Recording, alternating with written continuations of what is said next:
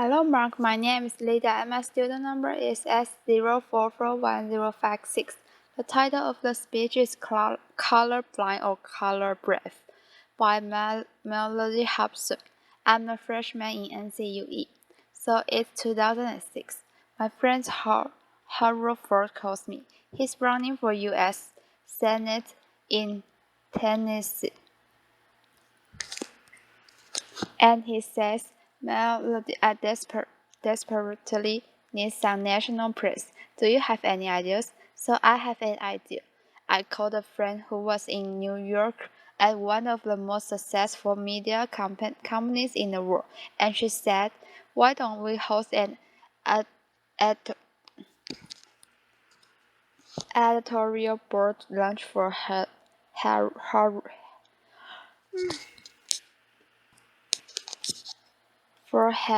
You come with him. Harold and I arrived in New York. We are in our best suits. We look like shiny new pennies, and we get to the receptionist and we say, we are here for the lunch. She motions for us to follow her. We walk through the series of corridors,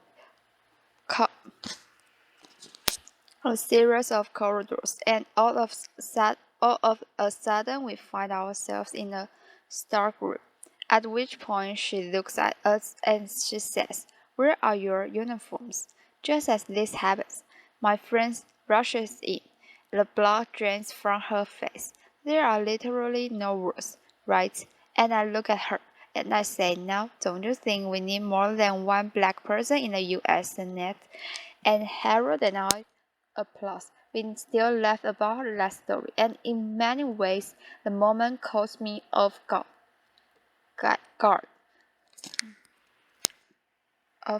But deep down inside, I actually wasn't surprised. And I wasn't surprised because of something my mother told me about 30 years before. You see, my mother was ruthlessly realistic. I remember one day coming home from a birthday party where I was the only black kid invited, and instead of asking me the normal motherly questions like, did you have fun? Or how was the cake? My mother looked at me and she said, how did they treat you? I was 7. I did not understand. I mean, why would anyone treat me differently? But she knew, and she looked me right in the eye and she said, they will not always treat you well. Now, race is one of those topics in America that makes people extraordinarily uncomfortable. You bring it up at a dinner party or in a workplace environment. It is literally the conversational equivalent of touching the third wall. There is shock, followed by a long silence, and even coming here today, I told some friends and colleagues that I plan to talk about race. And they warned me, they told me, don't do it, that there'd be huge risks in me talking about this topic, that people might think I'm a militant black woman and I will ruin my career. And I have to tell you, I actually for a moment was a bit afraid. Then I realized the first step to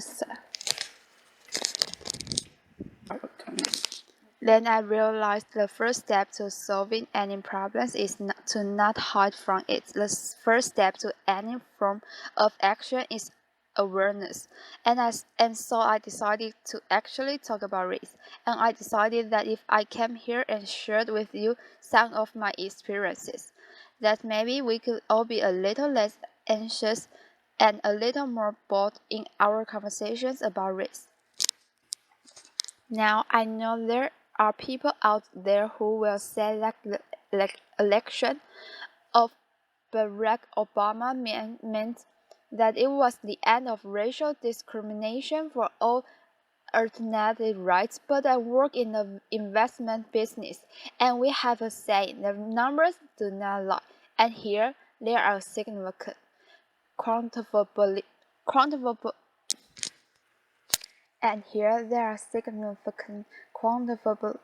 racial disparities that cannot be ignored. In household weight, with household income, job opportunities, healthcare. One example from corporate America. Even though white men make up just 30% of the U.S. population, they hold 30% of all corporate board seats. Of the Fortune 250, there are only 7 CEOs that are minorities, and all of the thousands of publicly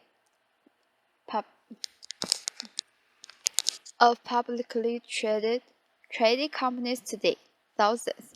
Only 2 are chaired by black women, and you're looking at one of them, the same one who, not long ago, was nearly mistaken for kitchen help. So that is a fact.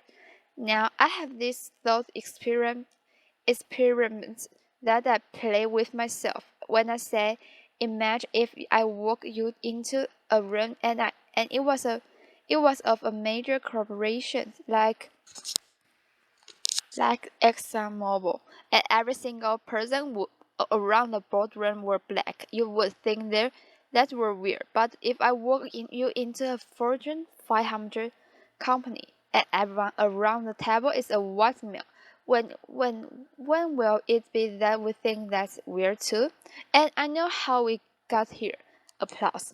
I know how we got here. You know, there was institutionalized at one time legalized discrimination in our country. There is no question about it. But still, as I grapple with this issue, my mother's question hangs in the air for me. How did they treat you? Now I do not raise this issue to complain or in any way to elicit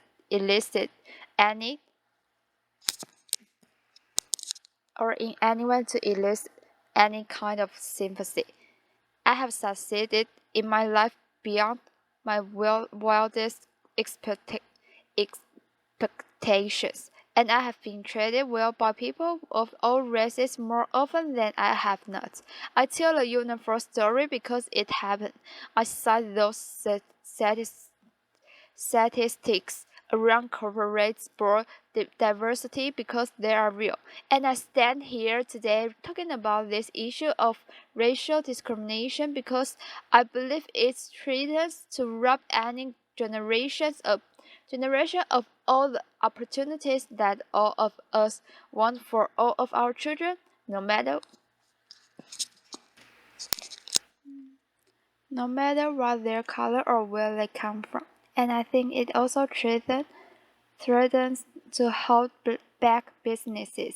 You see, researchers have coined this term color blindness to describe a learned behavior where we pretend that we don't notice race. If you happen to be surrounded by a bunch of people who look like you, that's purely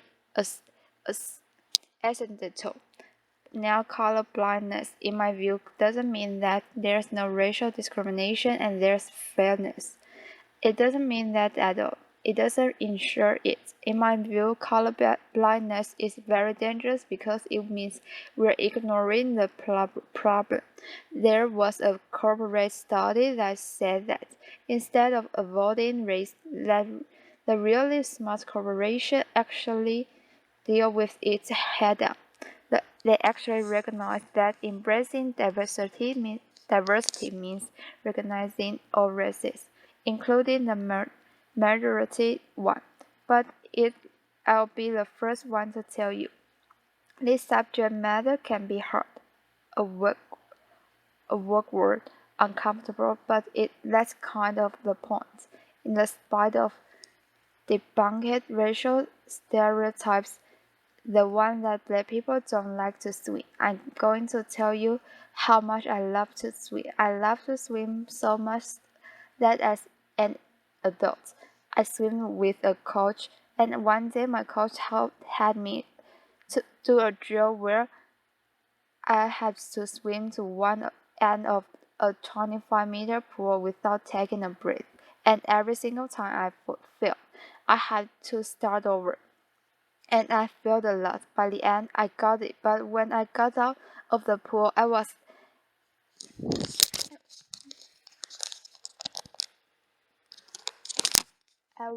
exasperated and tired and annoyed. And I said, "What are we doing breath-holding exercises?" And my coach looked at me and she said, Mellody, there was not a breath-holding exercise. That drill was to take you comfortable being uncomfortable, because that's how most of us spend our days. If we can learn to deal with our discomfort and just relax into it, we'll have a better life. So I think it's time for us to be comfortable with the uncomfortable conversation about race, black, white, Asian, Hispanic, male, female, all of us. If we truly believe in equal rights and equal opportunity in America, I think we have to have real conversations about this issue. We cannot afford to be colorblind. We have to be color brave. We have to be willing. As teachers and parents and entrepreneurs and scientists, we have to be willing to have proactive conversation about race with honesty and understanding and courage, not because it's the right thing to do, but because it's a smart thing to do, because our business and our products and our science, our research, all of that will be better with greater diversity. Now, my favorite example of color bravery is a guy named John Skipper. He runs ESPN. He's a North Carolina native.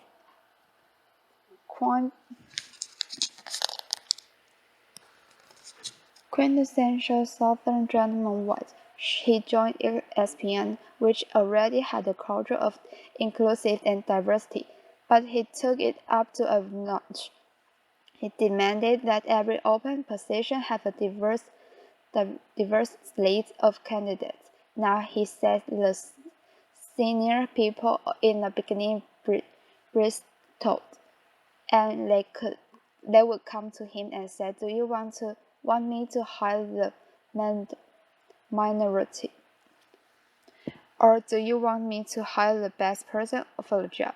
And Skipper says his answer were always the same: yes. And by saying yes to diversity, I honestly believe that ESPN is the most valuable cable franchise in the world. I think that's a part of the secret sauce. Now I can tell you, in my own industry, at Area Investment, we actually view our diversity as a competitive advantage, and that advantage can extend way beyond business. There's a guy named Scott Page at the University of Michigan, and he is the first person to develop a mathematical calculation for diversity. He says if you are trying to solve a really hard problem, really hard, that you should have a diverse group of people, including those with diverse intellects. The example that he gives is the smallpox epidemic. When it was ravaging Europe, they brought together all these scientists and they were stumped. And the beginnings of the cure to the disease came from the most unlikely source: a dairy farmer who noticed that the milkmaids were not getting smallpox, and the smallpox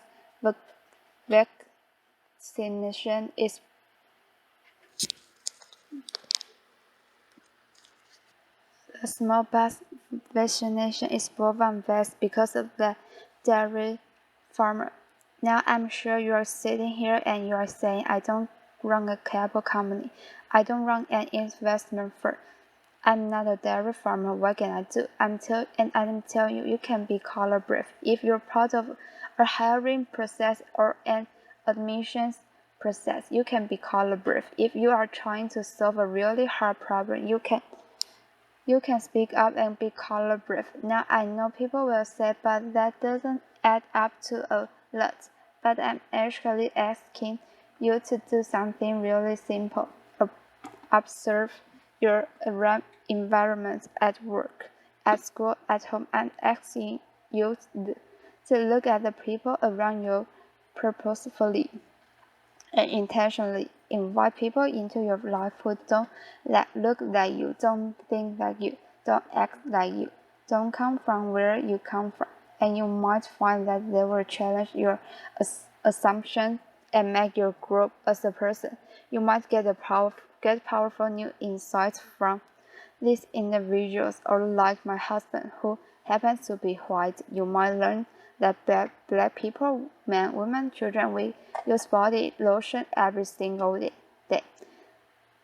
Now I also think that this is very important, so the next generation really understand that this progress will help them. But because they're expecting us to be great role models. Now I told you my mother, she was ruthlessly realistic, and she was an unbelievable role model. She was the kind of people who got to be the way she was because she was a single mom with 6 kids in Chicago. She was in the real estate business, where she worked extraordinarily hard, but oftentimes had a hard time making ends meet. And that meant sometimes we got our phone disconnected, or our light turned off, or we got evicted. And when we got evicted, sometimes we lived in this small apartment that she owned, sometimes in only 1 or 2 rooms because they weren't completed, and we would heat our bath water on hot plates. But she never gave up hope. She never allowed us to give up hope either. This brutal pragmatism that she had, I was 4 and she told me Mommy is Santa. I left her. She was this brutal pragmatism. She taught me so many lessons, but the most important lesson was that every single day she told me, Mellody, you can be anything, and because of those words I would wake up at the crack of dawn. And because of those words I would love school more than anything. And because of those words, when I was on a bus going to school, I dreamed the biggest dreams, and it's because of those words that I stand here right now full of passion, asking you to be brave for the kids who are dreaming those dreams today. Applause. You see, I want them to look at a CEO on television and say, I can be like her, or he looks like me. And I want them to know that anything is possible, that they can achieve the highest level that they ever imagined, that they will be welcome in any corporate boardroom, or they can lead any company. You see, this idea of being the land of the free and the home of the brave, it's woven into the fabric of America. America, when we have a challenge, we take it head on. We don't shrink away from it. We take a step. We show courage. So right now, what I'm asking you to do, I'm asking you to show courage. I'm asking you to be bold. As business leaders, I'm asking you not to leave anything on the table. As citizens, I'm asking you not to leave any children behind. I'm asking you not to be colorblind, but to be color brave, so that every child knows their future matters and their dreams are possible. Thank you. Applause. Thank you. Thanks. Applause.